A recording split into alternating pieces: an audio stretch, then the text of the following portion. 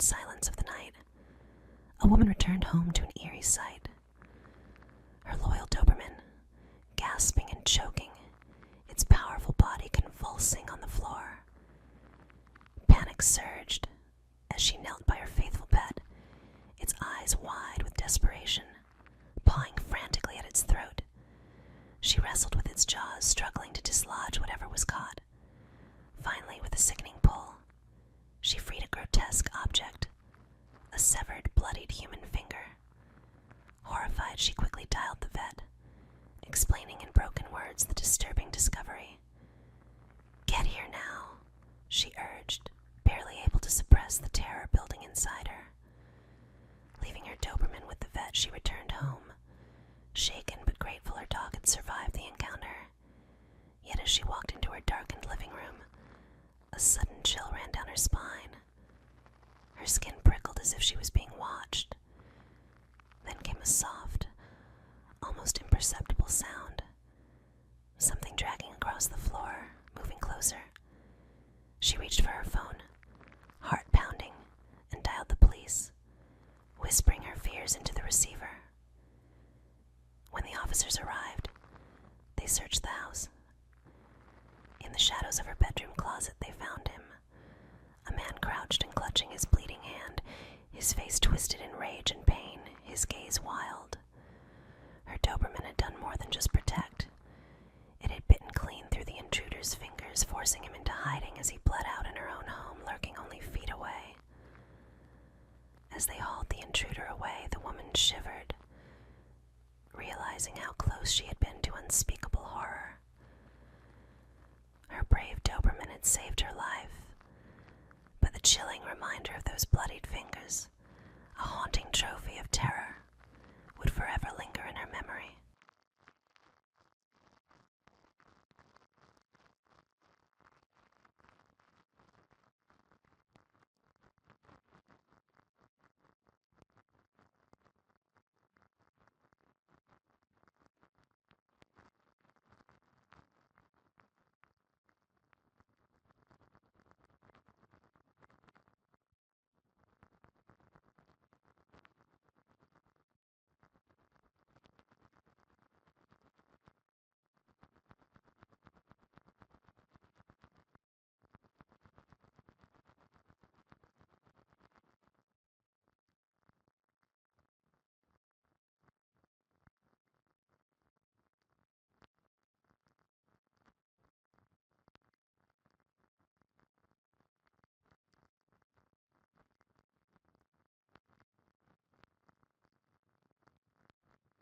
Deep in the dense, shadowy forests of Mexico lurk the Chinex, small, sinister beings of Aztec mythology, creatures twisted by the ancient secrets of the underworld. Known as guardians of the wild, these entities are said to protect mountains and creatures, but their methods are anything but gentle. Those who wander too far into their realm often find themselves lost, surrounded by the whispering shadows of these creatures, who watch with dark, gleaming eyes. The Shinekes appear as tiny men and women, but don't let their size fool you. They are as ancient as the mountains themselves, with wrinkled faces that twist into sly, knowing smiles, and voices that mimic the sounds of the forest. Leaves rustling, branches cracking, animals calling. They're often spotted just out of reach, watching intruders with a curious, malevolent gaze. And if you catch a glimpse of them, it's already too late. Legend has it that the Chinex guard their sacred lands with ruthless cunning. If they catch you trespassing, they'll trap you in their twisted labyrinth of roots and shadows, luring you deeper and deeper until you're utterly lost. And for those unfortunate enough to cross their path directly, the Chinex are said to steal a part of your spirit, leaving you hollow, haunted, a mere shadow of your former self. Some who have encountered the Chinex return, but they're never quite the same. They speak of hearing eerie laughter that echoes in their minds, figures darting through the corner of their vision, and they always warn, never stray too deep into the forest. The Shenekes are watching, guarding, waiting, for they are the keepers of the wild, and their spirits hunger for any who dare to disturb their domain.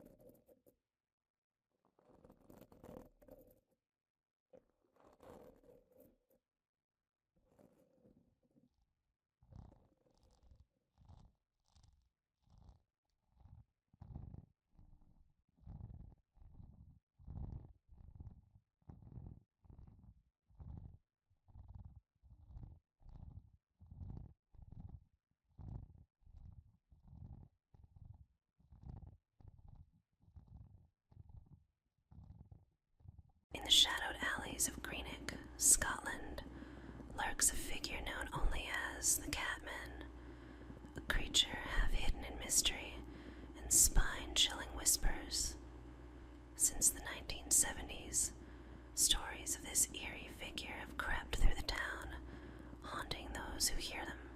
They say he moves like a ghost, a filthy, gaunt figure with wild eyes that gleam with something both human and unearthly. His hands, calloused and dirt-streaked, reach out to catch his prey, rats, which he devours with chilling primal hunger, blood staining his fingers and lips. But it's not only his taste for rats that stirs terror. The legend claims he lives among wild cats, moving silently alongside them as though he were one of their own. The cats accept him, even protect him, slinking through the shadows as his ghostly guardians. Locals swear that on quiet nights, you can see him crouched low, his face barely visible in the dim light, with wild cats prowling around him in a tight, watchful circle. Rumors say that if you lock eyes with the Catman, you'll feel an unnatural chill, as if he's peering into your soul. Some claim he was once a normal man, driven mad and feral by a life of solitude, or perhaps a restless spirit bound to Greenock streets. Many who have dared to approach him in those dark alleyways have quickly turned back, too shaken by his hollow gaze, feeling the weight of something ancient and unbroken. To this day, people pass the alleys of Greenock with hushed steps, casting wary glances into the darkness, knowing the Catman might be watching, his eyes glinting in the night, waiting, forever lingering in the shadows, more ghost than man, bound to the darkness alongside his feline companions.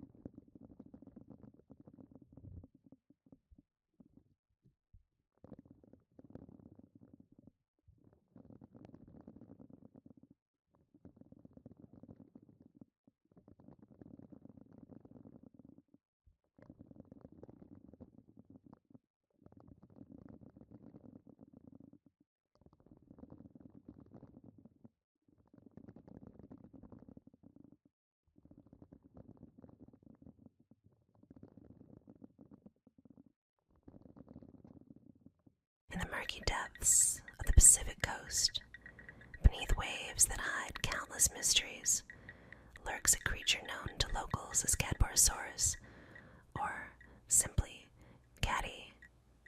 Tales of this monstrous sea serpent have haunted the people of British Columbia for generations.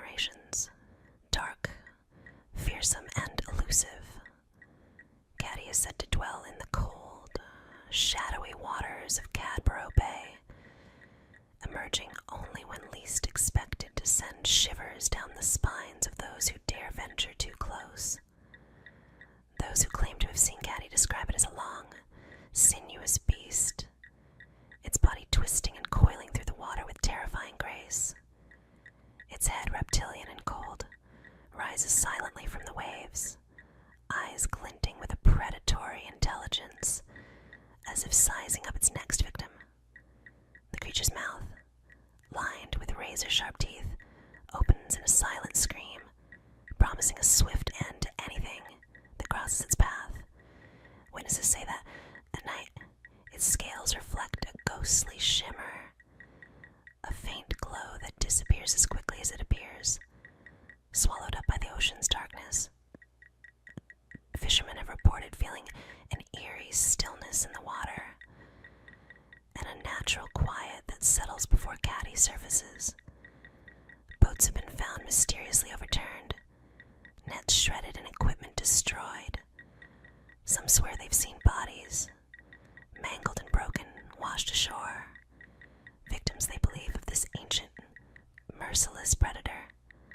Legends say that Caddy is as old as the ocean itself, a survivor from a forgotten age, hungry and restless in its eternal watch. And if you ever find yourself alone on the waters of Catborough Bay, be wary. You might just glimpse a shadow beneath your boat. Feel the icy chill of something massive brushing against you from below.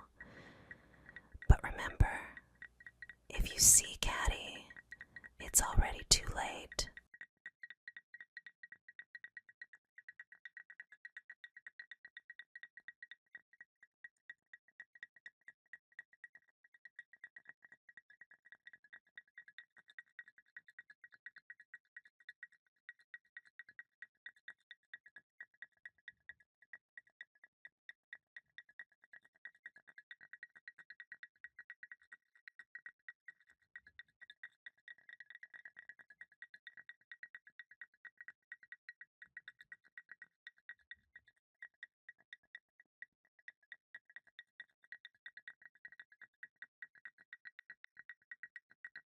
It always begins the same way.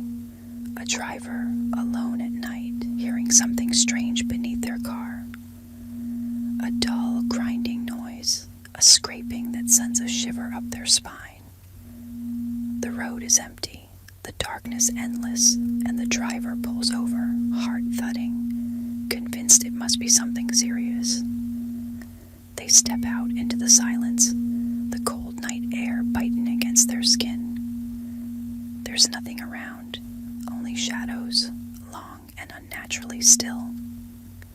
They crouch down, peering beneath the car, their breath fogging in the cold. That's when it happens. A flash of silver, a brutal slice, and the driver screams. The pain is instant, searing as their ankles are cut open, tendons severed. They collapse to the ground, writhing in agony, unable to move, the world blurring around them.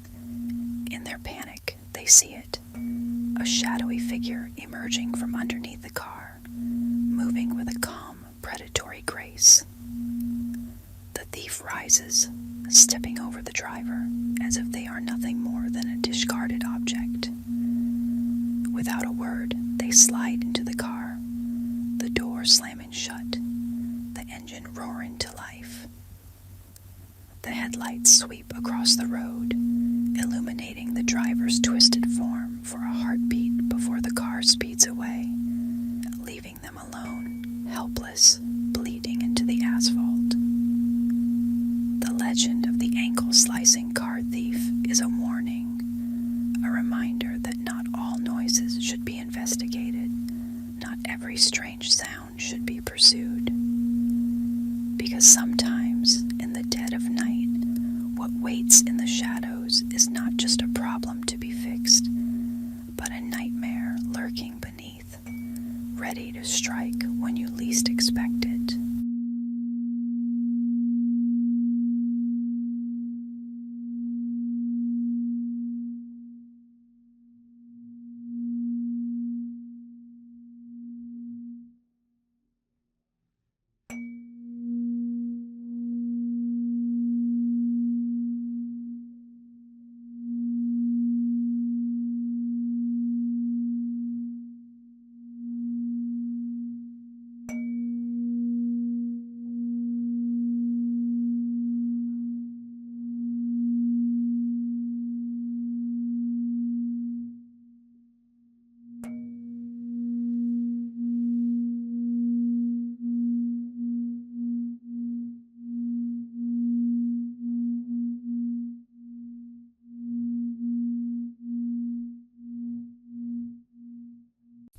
dense, mist-laden forests of North America, an unsettling figure roams, Bigfoot, or as the natives call him, Sasquatch.